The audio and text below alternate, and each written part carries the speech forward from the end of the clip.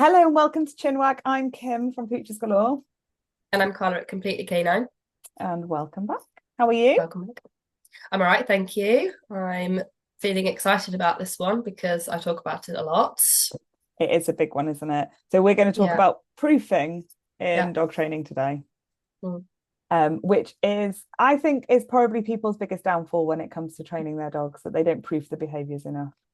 Yeah, I think it's having an understanding of the steps Yeah. to get into the goal of where you ultimately want to do it. And I think obviously when you have dog training classes, they're in particular specific environments that you learn to train in, and then you practice it at home.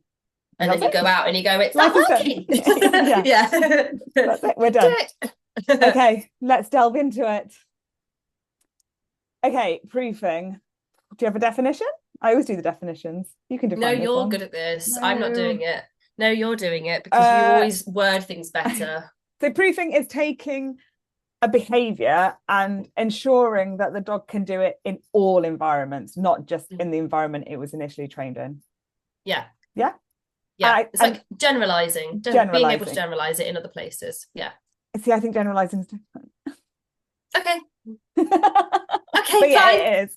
It is. Yeah, It's taking what you learn in your dog training class and being able to do it in a field. yeah. And it is important for all animals. And I think that because humans can overcome this, but we are actually better if we proof our own behaviors as well. Mm-hmm. It is taking what you've learned in your dog training class and being able to do it in a field. And the reason that the dog will struggle with that is that they take into account all contextual cues. So if you teach something in your kitchen, like a sit, Mm-hmm. your dog will not only take into account what you're doing, the words that you're using, and the body language that you're using, they will also use the floor as a context. They will use your position to them as a context. They Yeah, will use the kitchen as a context. So then when you take that and you want them to sit in a field, there are too many differences yeah. and not enough similarities. And so often dogs literally don't understand what's being asked of them. Mm-hmm. Proofing overcomes this. Yeah. Perfect. There you go. See, this is why you do definitions. You're like a walking dictionary. Yeah. And I think you will have heard this. Mhm. I've definitely heard this. Oh, they do it perfectly at home. Can't Yeah, understand why they're not doing it today. yeah, yeah, Like, well, I can't. yeah. I think I Go actually exactly right. shared I think I shared one of my blog things the other day on social media about that. It was my dog can do it at home, and it was Yes. why your dog could do it at home but Yeah. nowhere else. Yeah, yeah, Yeah. And we are the same. If you have an exam to do, you will get a higher grade if you revise in the same space that you take your exam. yeah, Then and you can overcome that by chewing gum. If you chew chewing gum when you revise and have the same chewing gum in your exam, your memory recall will be better. yeah. They say that about music as well. If you Yeah, listen to music when you're doing something, then yeah, if you play it in that environment, it'll help you yeah. to remember. You can do it with perfume as well. You can have, Yeah. if you wear a scent. Hmm. So it is about generalizing those cues outside of that, so that your dog can Yep. take in more and be like, oh, sit means sit in the training hall, at home, in the kitchen, in the garden, outside a Hmm. supermarket, on a walk. Yep. And I think, and I don't know where I know this from, I might have just made it up. You have to do a minimum of 7 environments for it to be fully proofed and fully. Okay. You can do it Yeah. anywhere. Yeah. I learned that a long time ago, and I've just kind of stuck with it. It seems like a good number. Yeah. I don't know We if it's did based in one. science. No, I did one. We did a treetops task for our clients where it was, can your dog do this specific thing in 4 different environments? Can you video it? Mm. So it's like a little bit of A where can they challenge. access it? Yeah, it's quite good Yeah. actually, to be fair. Because, Quite enjoyed yeah. that. And you can make the environments quite similar and you can make them quite Mm, different. Like a coffee shop is very different to a training hall. So if your dog can do a settle in one, it might not be able to do it in the other. yeah, But proofing is really, really important. yeah. And even like for we don't tend to do it outside so much these days. But if you're doing something like place training, mat training, settle training, if you like, then we ask people to bring mats, blankets from home to continue to Yes. use in class because if they can do it at home when they first start, and then I've got mats that I bring with me, That they smell might not be different. able to, they might not be able to do feel it different. on that mat. But if you Yeah. bring your mat with you, put it on top, you can then get rid Yeah. of the mat and you can be a bit more flexible with it. Yeah. But And you can also, you're keeping as many points of similarity as possible, which then obviously makes it easier for the dog. If you're teaching them on a sofa in your lounge at home, and then they're doing it on a bit of vet bed in a training class, there's hardly any points of similarity in that. Yes. Whereas if you've got a bit of vet bed at home, and sometimes it's on the sofa, sometimes it's on the floor, that will make it then easier for you to do it in the training class. Yeah. And it can also be with different treats, different reinforcers. Yeah.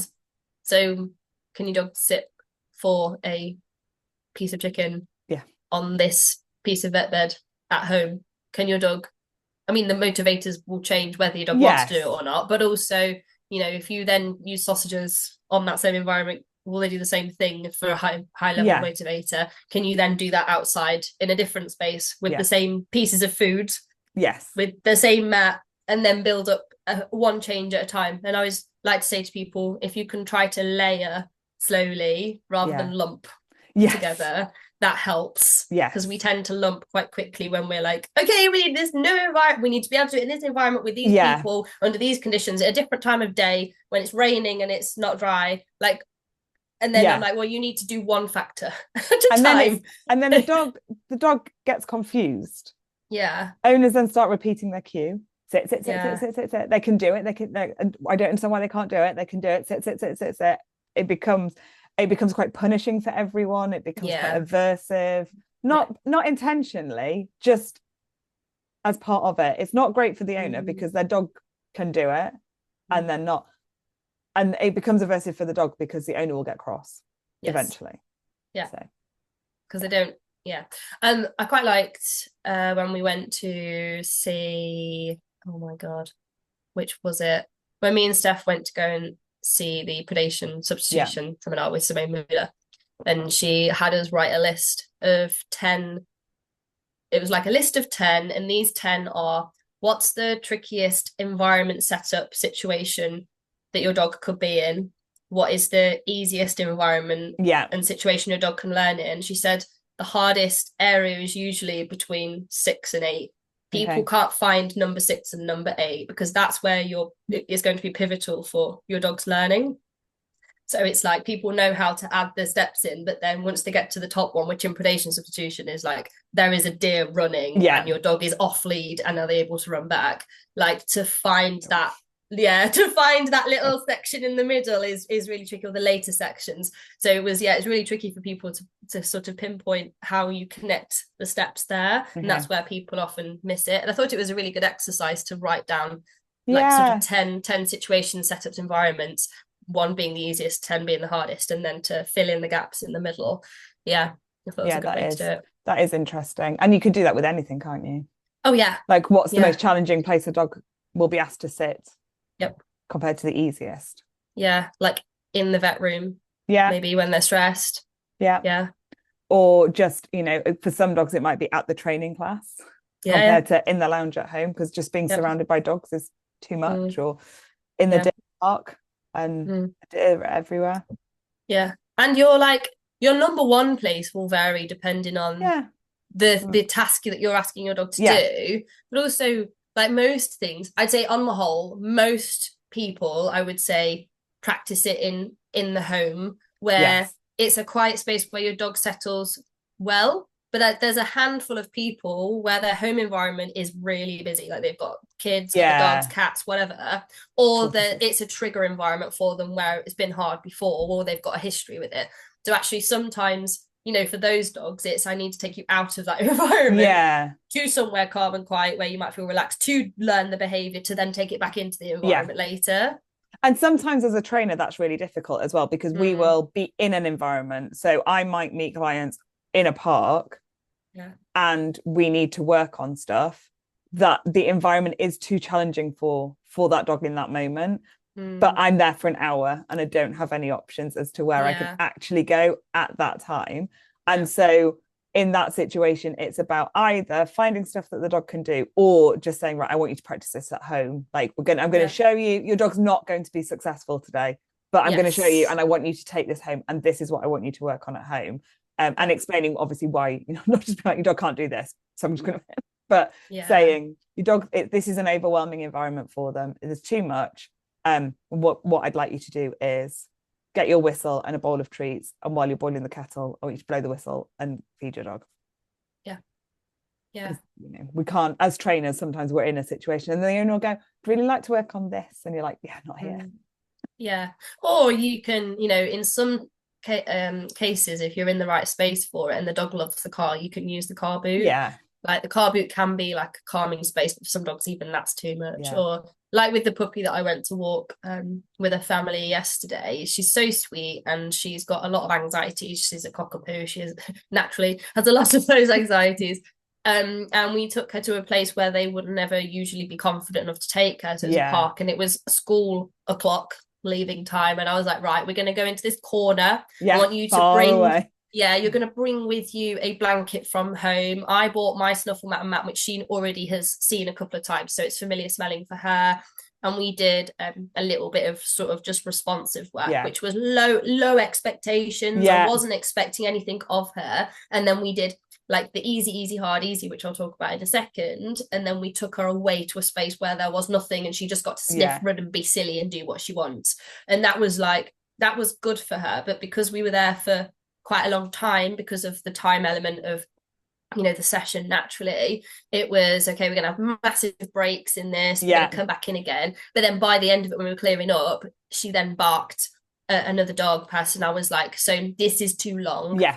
I wouldn't do this if you come here. I want you to keep it to 15 minutes, 20 minutes, take her back, and you leave while it's feeling good. It's that, don't wait for it to go back. I was working with a miniature poodle, and we'd had a really good session in a big park in Harrogate, and my sessions are an hour, and I think it was about 1:45, like the hour being up, and it had gone really well. And I was like, if you're okay with it, like, I'd really like to go now. I want to end this session now, I said, because she's done phenomenal. She hasn't reacted. We've reduced the distance. We actually had her laying down looking at we didn't ask her to, she chose to lay down looking at other dogs. I was like, I want us all to finish now, because we're all, including the dog, are going to finish on a nice high, and this is what I want you to do on your walks. I said we could do another 15 minutes, but it could literally all fall apart. So let's just go home. Let's go home and celebrate this massive win. Yeah. So, and it's finding that, isn't it? Because some people will not like that, will not see the value in doing that. No. Some people will only leave when the dog has reacted. When it's gone wrong, like, fine, we'll go home now. Yeah, it's like a communication for them that it's too far. But the whole point is you want to get to a point in that session where your dog is comfortable, and that's not to say you have to wait and stay there until there's success, because sometimes aborting is good. It's really hard for us as trainers or behaviorists to, when someone's paying you for that full like time, to be like, we need to leave. That's hard on us, but actually if we're doing our job properly, I think that's good. And I've certainly been the person that's like, okay, I need to get us out of here, but the person doesn't know how to deal with the dog whilst I pick up the stuff and get them all out. It is really hard. It is really hard, and it is a fine line, and it's about especially sometimes when you don't know the dog particularly well, when you're in those like early sessions as well, and you're like, I don't know this dog, I think it's okay, and then it isn't, and you're like, okay, I've learned from this as well, because as much as we read body language, dogs can switch from being okay to not, without giving too much in the middle. So we learn, but I think it's about explaining to the owners that we're going to do this, and then we might have to say that that's enough for the dog, especially if they're young as well, like their concentration isn't quite there. I quite like Simone Muller's well, I don't know if it's hers, it might be someone else's. Have you heard of the 12 spoons? Yes, I have. Yeah, I quite liked that. It's kind of hard to relate to clients for them to judge what they're worth. So it's like 12 spoons of energy, effectively, and you want to take your dog out with as much good feeling energy as possible. And if you say, for example, they have a moment where they're like, there's something in the environment, say you've got a reactive dog and your dog is like, oh my god, I'm not sure about that, there's a dog there, or I'm getting a little bit worried about it, maybe one of the spoons of energy is taken away. Yeah. And then if they have a full-blown reaction, that might be 2 or 3 spoons worth of energy. And you want to make sure you come home with a few spoons left in that, so your dog leaves that environment not with their emotional bucket overflowing. They've actually got a little bit left. I don't know why they chose spoons. No, and I do know that, and I don't like it because I find it hard. I prefer the bucket. Like, you want to go with an empty bucket, and like stresses will fill it up and it will overflow. I personally, in my visual, I prefer. I think it's so much easier to convey to people that you want to have your dog's bucket of stress as empty as possible, and be aware that if a visit to the vets or the groomers or the postman have added to that bucket, that gives you less that you can put in when you're out and about, and then when it overflows, that's kind of the reaction that you see. I think the spoons comes from human counseling, potentially. I think I like the element of counting. For some people, they need a measure, and actually to say if your dog's bucket is filling, how at what point does it become a problem? So I like it for that element, but I like the visualization of the bucket overflowing. And I like the fact that you can have an outlet in the bucket as well that lets water out without, so your sniffing behaviors can help empty that bucket in a healthier way compared to it overflowing. So I think that there's so many ways to describe it, and again the trick of being a good trainer or behaviorist is to know how to convey that information across, isn't it? And having multiple sources of giving the same information can be really really helpful. Ultimately, it's all trigger stacking. Ultimately, that's what it all comes down to. That's it. Do you want to talk about the easy, hard, easy options that we give? Yeah, that's literally what I was just going to suggest. Perfect. So look at us. Look, just linking. I love it. So easy, hard, easy. There's probably a load of different ways that you can sort of convey this or measure it, but I find personally 4 reps is like a really nice amount of reps when you're doing anything, or you're trying to add a difficulty or a next step or a progression step with your dog's learning. And it works really well when we're doing cooperative care work as well, to have short stints of learning. So the point is, you do warm-up reps, so you have a couple of really easy things. Your dog is going to get a little confidence hit from doing the activity you're doing. So I'm really terrible at examples of this, but it might be, so we're doing muzzle training quite a lot with dogs. So with our dogs, our easy step might be, I'm at a point now where my dog can put their nose in the muzzle, and they're doing that on their own happily. So we do muzzle, and they put their nose in, and it's only for like 1 second, and that's where we've worked at before. That's where we're already at, or maybe it's actually a step back from where we've gotten to before, because the dog can access it super easily. So the dog's like, I can put my nose in, we mark it, they get food, they get a break, and then we do that step again just to double check that they can do it. Then what we might do is add the progression step in. So the progression step, if that's going well, might be the dog holds their nose in for 2 seconds. So we hold it, we say muzzle in, we withhold reinforcement for just a second, and then you and treat. And then what we're making sure is, by that final rep, is as the dog got resilience, because we've added something slightly harder, can the dog then come back and do the easy one again? Are they comfortable with it? So we offer the easy option, or even an easier than that option, to ensure the dog can access it and they've not been freaked out or unsure about the progression step. Then we have a break and we come back, and I'll probably repeat the same thing again. And I enjoy doing it that way. That way works really well for most of my training, depending on what it is. What do you think? What's your... I like it. I like it for a number of different things. I also think it gives owners a good boost as well, because it reminds them what their dog can do. Because sometimes if you're trying to progress them on, the owner can get frustrated if they don't pick it up. And sometimes it's the owner doesn't pick stuff up. There's a lot of mechanics, like body mechanics, that we have to teach owners to be able to do with their dogs. And as I've always thought, it's really odd as a dog trainer or behaviorist that you're literally teaching a person to teach a dog. You're not, as much as we teach the dog, you then have to teach the owner how to teach their own dog. And it's a really weird, like, there's not many professions that this happens in, where you're teaching the teacher in the moment. And maybe like nanny, an expert nanny that comes in, like super nanny. The kids teach the unacceptable behavior. But and it's that owner is learning and having to pass that on, and it can be a little bit overwhelming. Some people do struggle with the basic mechanics of treat placement, dog placement, reward timing. Those things are learned skills and they can be quite challenging. And so by actually going, here's an easy step that you've done before, it reminds the owner as well. So they're also doing the easy, easy, hard, easy, as well as the dog, which can be quite helpful. Yeah. And also as well, one of the biggest like perks of it, and one of the feedbacks I've had from clients about it, is that it's knowing how many reps to do and not overdoing it. So actually, if you know you're doing 4 reps, I usually say to people, right, you have, I would say 9 treats out. The 9 treats are 1 to reset. So your dog can go away, do whatever.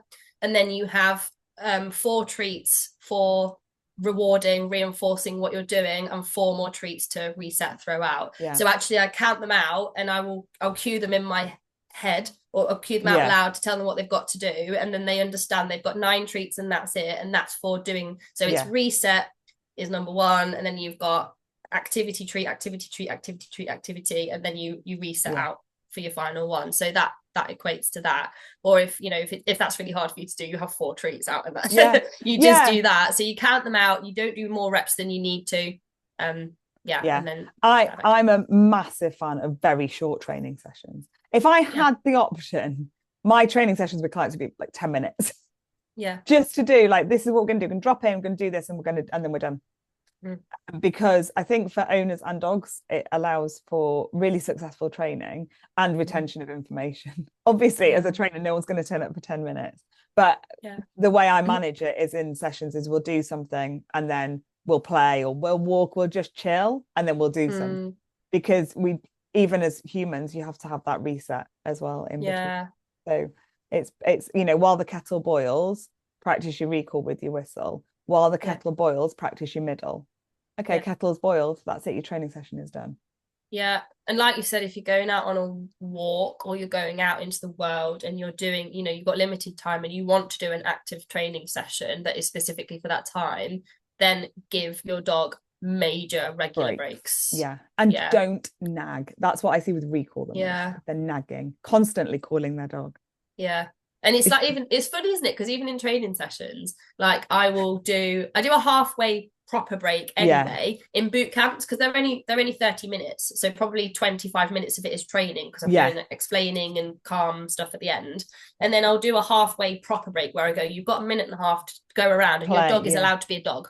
Like, you don't talk to them, put your treats away, they can sniff, they can pee in the bushes, they can hunt if they want to, whatever, and they'll go out and they'll call their dog and they'll ask them to do loose lead stuff while they're moving to that space. I'm like, nothing, no words, no training, but they're pulling. I don't care. Like, it's fine, they're allowed to. This is their off switch where they don't have to work. This is like me doing a seminar with you and saying you've got a break, and then continuing to talk information, and you're like, okay, I just need to pee, I just need to do this. I need a coffee. I need a coffee, and then you're like, oh my god, my brain was supposed to switch off, and then I can't listen. So they're like, oh it is important. And also there has been studies done that play in particular after learning cements the learning more. So it is important to introduce that, and play can look different for every dog, but if you teach something, the actual learning occurs in the break after the teaching, not in the actual learning moment. So that's really important to bear in mind, especially if you're making things more difficult.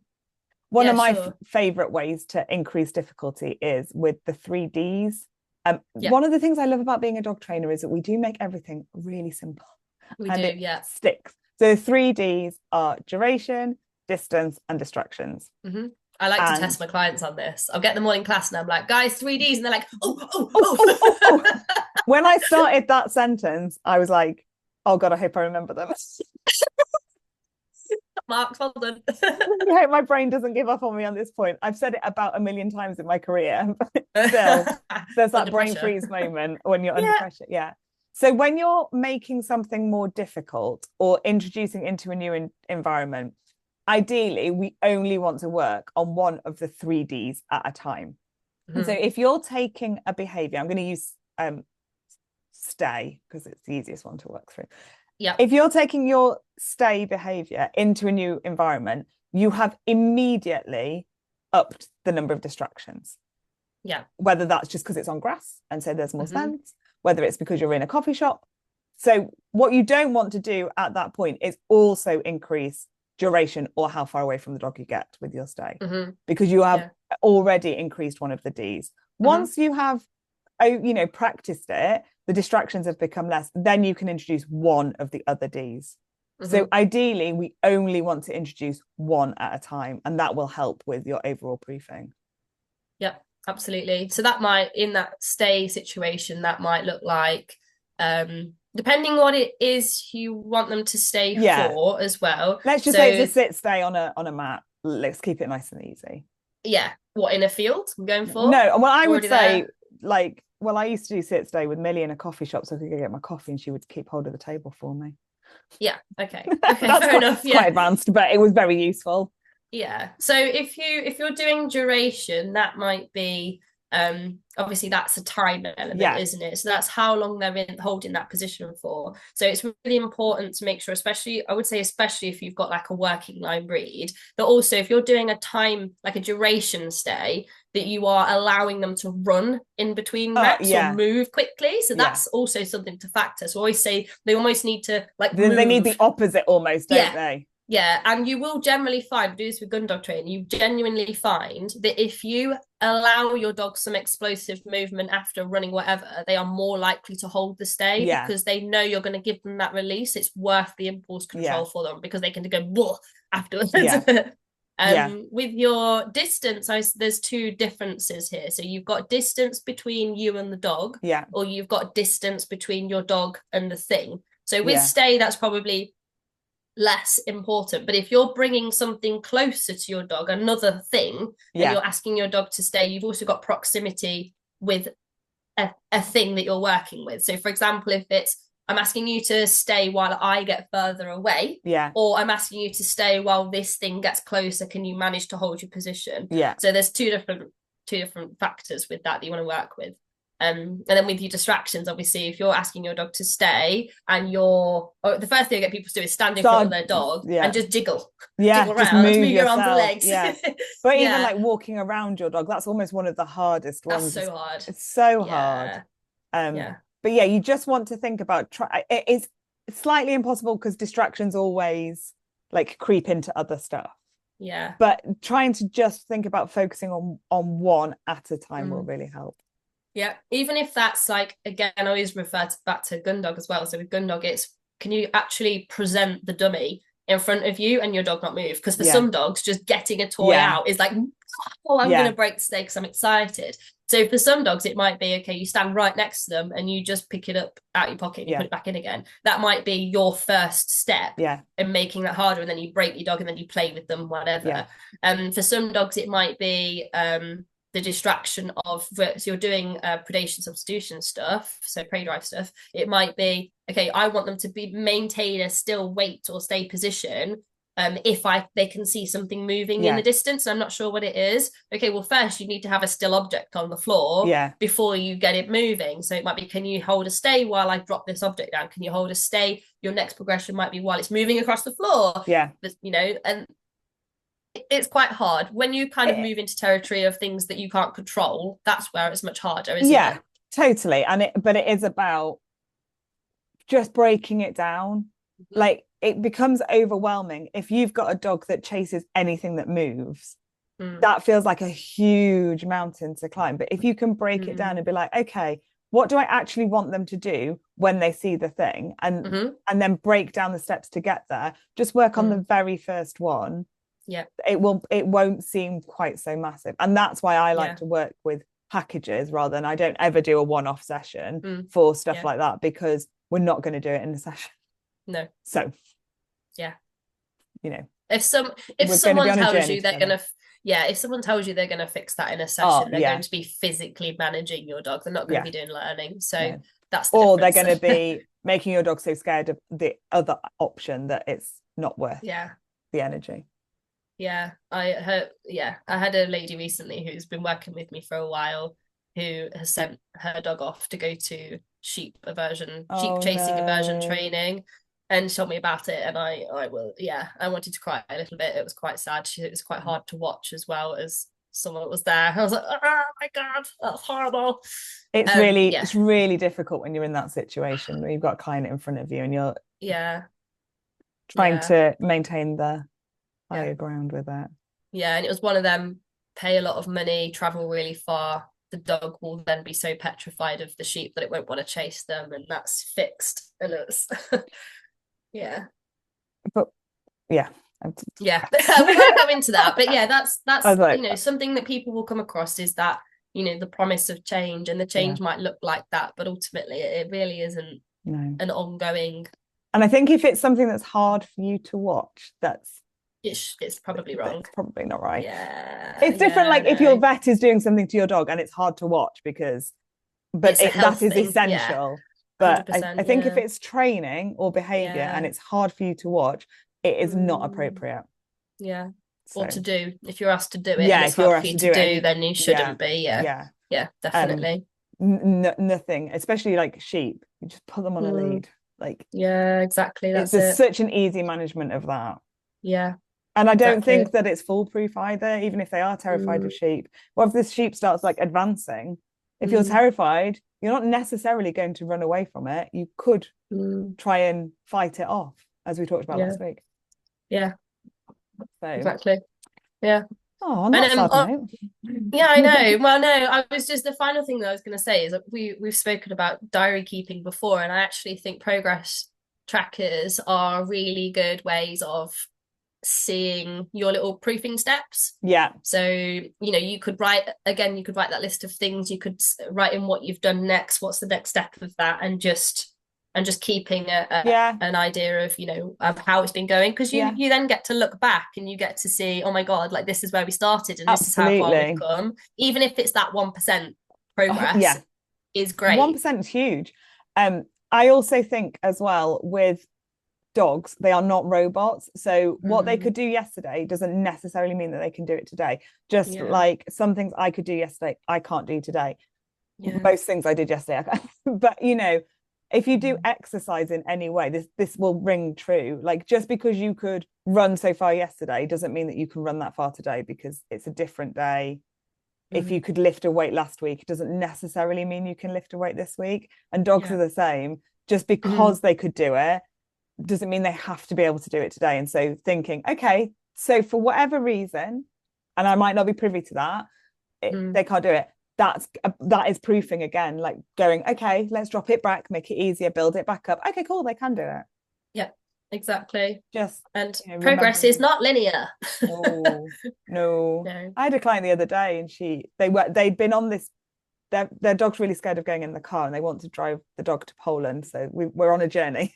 A real journey. Wow. A real journey. And their progress has been really linear. No setbacks, no nothing. And I've not been sat waiting for them to go, oh, we've had a setback, but part of me's been like, there'll be a setback soon. Like at some point this dog's going to be like, oh, and it happened earlier this week. They were like, can we ring you? It didn't go well over the weekend. And I was like, yes. And it's almost like a little bit like they needed the setback to understand that the steps are bigger now, and you know, now the car is moving, like that's so much more.